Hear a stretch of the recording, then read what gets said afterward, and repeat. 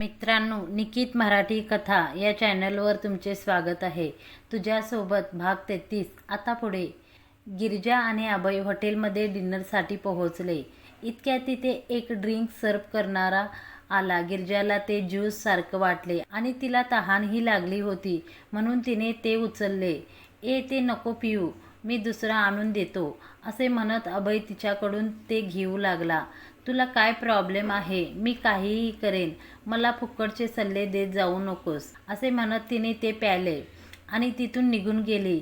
तोही दोन्ही हात कमरेवर ठेवत तिच्याकडे पाहू लागला. ती जातच होती की तिचं डोकं गरगरू लागले. तसे तिने एका टेबलजवळ जात तिथल्या चेअरवर बसून घेतले. काय होतं हे वेगळंच लागले. डोकं पण चालत नाहीये, पण पुन्हा प्यावेसे वाटत आहे, ती हळूच स्वतःशी म्हणाली. तिथून एक वेटर जात होता. त्याला थांबून गिरिजाने पुन्हा एक ग्लास उचलला. अभयही तिच्या दिशेने जात असताना सुनील आणि मायराने त्याला डान्स करायला घेतले. पाश्चिमात्य संगीत सुरू होते. अभय डान्स करता करता तिला पाहत होता. काय सुरू आहे हिचं? आता ती काउंटरवर बसून ड्रिंक करू लागली. बाकी सर्व पण ड्रिंक करून नाचत होते. गिरिजाला आता हळूहळू नशा चढू लागली होती. दारूच्या नशेत होती. तिचं डोकं काम करत नव्हतं. तिला सारिका बाहेर जाताना दिसली. ती एकटीच होती. गिरिजाला तिला पाहून तिच्या मागे बाहेर जाऊ लागली. तसे अभयही गर्दीतून निघून तिच्या मागे जाऊ लागला. सारिका थांब, गिरिजा तिला आवाज देत म्हणाली. तसे सारिकाने वळून पाहिले आणि मनाशीच म्हणाली, गिरिजा का मला आवाज देत आहे? सारिका थांबली. भिकारी कुठली, गिरिजा तिला म्हणाली. अभयने तोंडावर हात ठेवून हिला जास्त चढली की काय गप झाडामागे लपून तिला पाहू लागला. माइंड युअर लँग्वेज, काय बोलत आहेस कळत आहे का तुला? सारिका चिडून म्हणाली. हो कळत आहे ना, म्हणूनच बोलत आहे ना. तू भिकारी आहेस. भिकारी? फक्त तुझ्या हातात कटोरा नाहीये.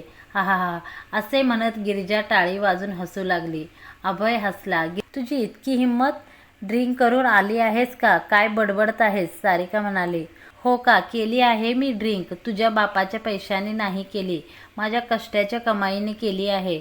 पण तुला काय माहीत स्वतःच्या कष्टाची कमाई काय असते? तू तर भिकारी आहेस ना. हा हा, गिरिजा पुन्हा हसू लागली. ओह क्या बात है, कूल, एकदम सुपर, अभय तिला चिअर करत म्हणाला.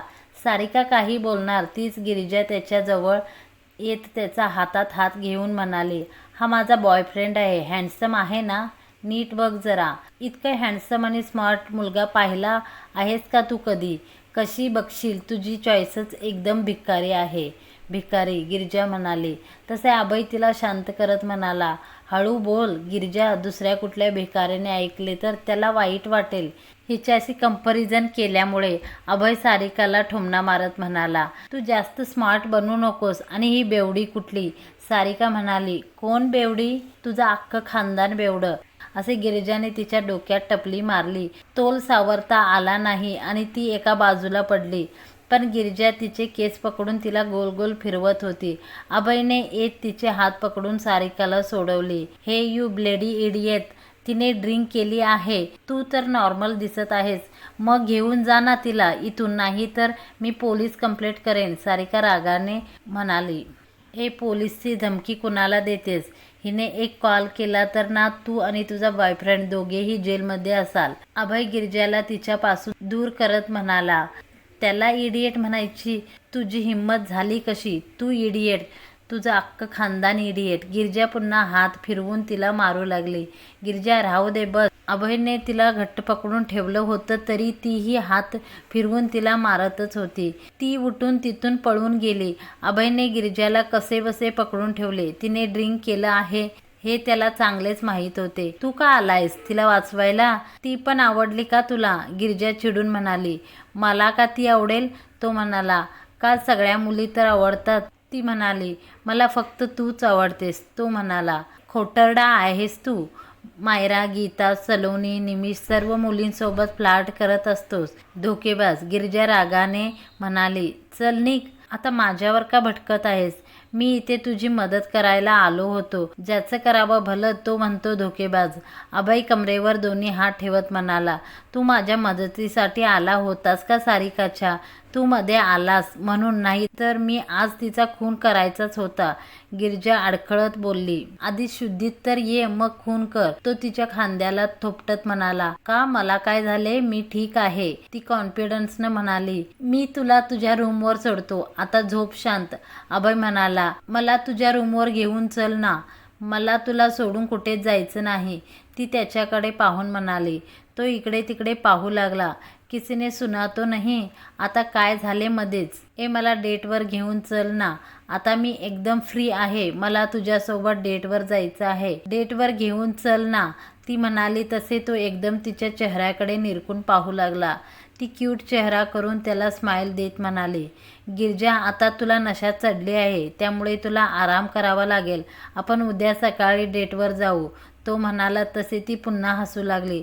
सकाळ सकाळी कोणी डेटवर जातं का, त्यासाठी आपल्याला जॉगिंग करत जावे लागेल. मग जोक मारून टाळी वाजत ती मोठ्याने हसली. तो गप्पच तिला पाहत होता. हसत का नाहीस तू, तिने त्याला चापट मारली. हा, हिचा हात किती लागतो, तो मनाशीच म्हणाला. बरं गिरिजा, चल डेटवर जाऊ, असे म्हणत तो तिला हॉटेलमध्ये घेऊन जाणार होता. तिकडे नाही, इकडे, असे म्हणत ती त्याचा हात पकडून त्याला घेऊन जाऊ लागली. तो तिच्या वागण्याने खुशही होत होता आणि दुःखीही, कारण ते सर्व ती शुद्धीत करत नव्हती. ते दोघे हातात हात घालून रस्त्याने जात होते. ती बोलत होती आणि तो तिची बकबक ऐकत होता. जाता जाता एका दुकानात लावलेला ड्रेस पाहिला आणि ती वरडली. वाव, ड्रेस किती सुंदर आहे, मला ड्रेस घेऊन दे ना अभय. जाऊन पार त्या दुकानाच्या काचेजवळ जाऊन तिला चिटकून उभी राहिली.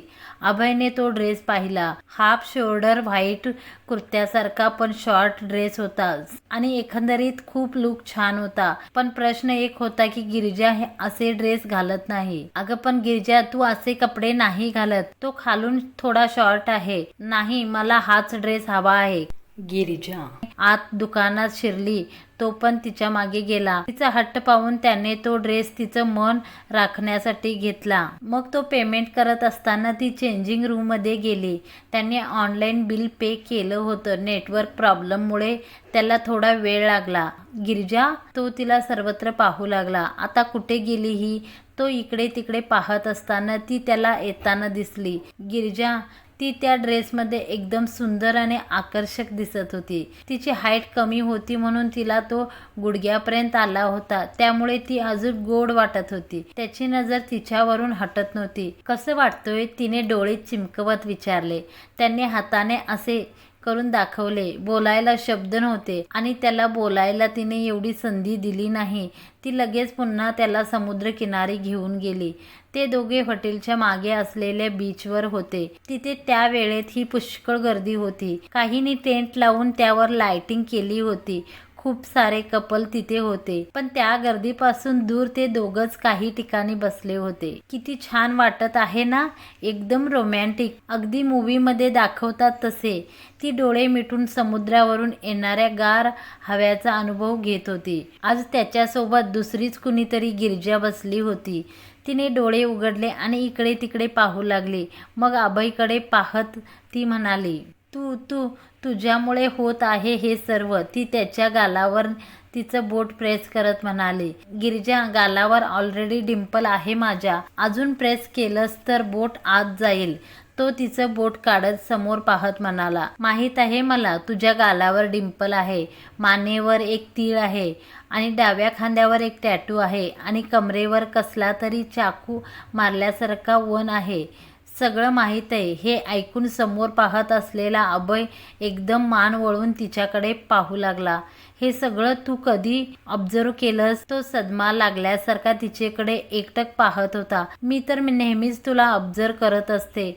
तू माझ्या शेजारी राहतोस ना, विसरलास का? ती त्याच्या गालावर चापट मारत म्हणाली. हे मैं क्या सुन रहा हूँ गिरिजा, तू हे काय बडबडत आहेस? तो तिच्या चेहऱ्याकडे निरखून पाहत म्हणाला. तसे ती हसली. तुला पाहिल्यावर नेहमी माझ्या मनात विचार येतो की लवकर बोल ना, ती वेळ घेत होती म्हणून तो म्हणाला. माझ्या मनात विचार येतो की तू गिरिजापुढे बोलतच होती की तिचा फोन वाजू लागला. माझा फोन कुठे आहे? गिरिजा एकदम बेसावधपणे तिचा फोन वाळूमध्ये शोधू लागली. अगं, तुझ्या पर्समध्ये आहे तुझा फोन. त्याने तिच्या हातात तिची पर्स टेकवली, पण तिला काही सुधरेना. तिच्या मोबाईलवर स्नेहाचा फोन होता, पण तिने मोबाईल बाहेर काढता काढता तो कट झाला. नंतर फोन ऑन करत असताना तिच्या पॅटर्न लक्षात येईना. अभय, माझ्या फोनचा पॅटर्न काय आहे? ती अभयकडे पाहून म्हणाली, तो मला कसा माहीत असेल? बरं जाऊ दे, आता कट झाला फोन. काहीतरी बोलत होतीस ना? तो तिचा मोबाईल तिच्या हातातून घेत म्हणाला, हा मी बोलत होती. पण काय बोलत होती मी? ती एक हात हनवटीवर ठेवून म्हणाली, तू म्हणत होतीस की मला पाहिल्यावर तुझ्या मनात एकच विचार येतो. अभय तिला आठवण करून देत होता. कोणता विचार येतो? ती त्याच्याकडे निरागसपणे पाहत म्हणाली, मला काय माहीत, तू मला सांगत होती. आठवून बघ ना जरा, रिक्वेस्ट करत म्हणाला. हा, आठवले. ती त्याच्याकडे आनंदाने पाहत म्हणाली, हा बोल ना. तो म्हणाला, अगं तिकडे. तो बोलता बोलता गप्प झाला, कारण ती त्याचा हात पकडून त्याला ओढत घेऊन जात होती.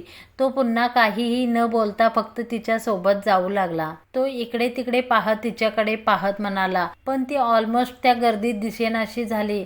अरे, ही लगेच कुठे गायब झाली? तो इकडे तिकडे तिला शोधू लागला, पण ती त्या गर्दीत हरवून नाचत होती. बेफाम, बेफिकीर आणि बेधुंदपणे ती नाचत होती. तो पाहत राहिला. तिचं हे रूप त्याला अधिकच तिच्या प्रेमात पाडत होते. हिला इतका चांगला डान्स येतो. कधीही पार्टी डान्स करत नाही. आवाज पण सुंदर, डान्स पण छान आहे. तिची फिगर पाहून वाटत नाही की एक मुलगी पण असेल, तरीही अशी कैदीसारखी राहत असते. त्यांनी तिला गर्दीतून दूर आणले आणि एका बाजूला ते दोघे नाचू लागले. तो तिला पाहण्यात दंग होता. मध्येच तो गालात हसत होता. मग ते जाऊन पुन्हा एका ठिकाणी बसले. 12 वाजले होते, पण गिरिजा जोवर म्हणत नाही की जायचं तोपर्यंत जायचं नाही असे त्यांनी ठरवलं होतं, कारण त्याला तिची सोबत हवीशी वाटत होती. पुन्हा कधीही ती आपल्यासोबत येण्यासाठी तयार होईल असे वाटत नव्हते, म्हणून ही वेळ गमवायची नव्हती. ए रात है, ए मौसम, नदी का किनारा, ए चंचल हवा, हे गाणे सुरू होते. तो त्या आवाजात हरवला. एकीकडे तिरकस नजरेने तिला पाहत होता.